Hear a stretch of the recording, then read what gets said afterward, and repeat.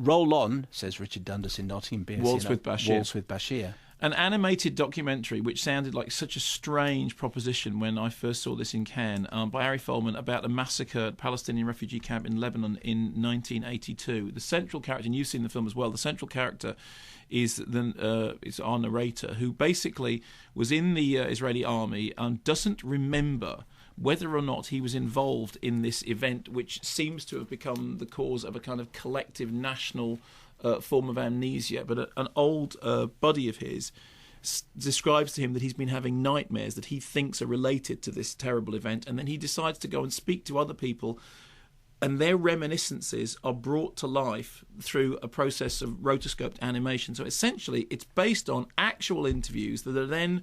I mean, you interviewed a journalist who was. Yes, he's the journalist who, when he's told about the massacre going on, he rings Ariel Sharon and says, "You've got to do something about it," and he's not interested and takes no. And how did he describe for you the process of what happened between his interview and what happened on screen?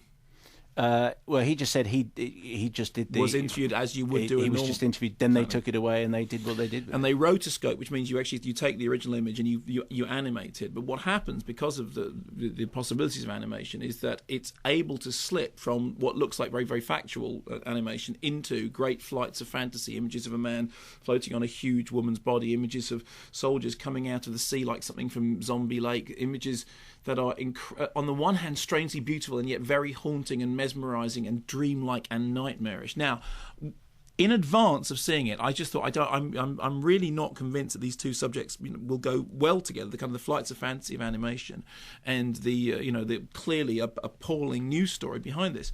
I have to say that Waltz with Bashir is one of the most remarkable films of the year. I have one complaint with it, which I will get to.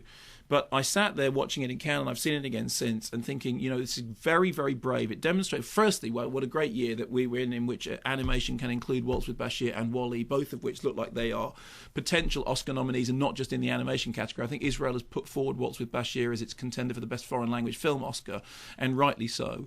I mean, it's intelligent and adventurous and brave, because what it's doing is it's saying that the way to get to the truth may not simply be through factual news footage. There may actually be a visual way of explaining something that is truthful. It reminded me to some extent of the poetry of something like The Diving Bell and the Butterfly, in which what you're doing is you're talking about a real story, and a genuinely real story about a human tragedy, but doing it in a way which is incredibly poetic and visually interesting and really understands the medium of cinema. So hats off, because frankly I thought it was a huge leap forward both for animation and for the documentary format. And the only thing that that was a problem for me was in the very end they resort to actual footage, because to demonstrate that the events that we've been hearing about are real. And I felt that showed a certain act of bad faith. It was almost as if they'd got to the end of the film and they thought, we have to show this in the photographic way, because it's almost like the animation can't quite get it across. And I have to say, it had got it across for me.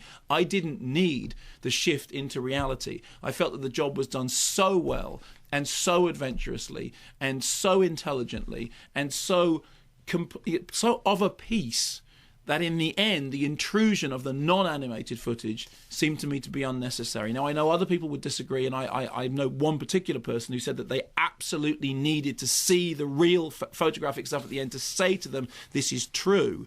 I thought the truth was in the animation, and I think it's a really striking piece of work.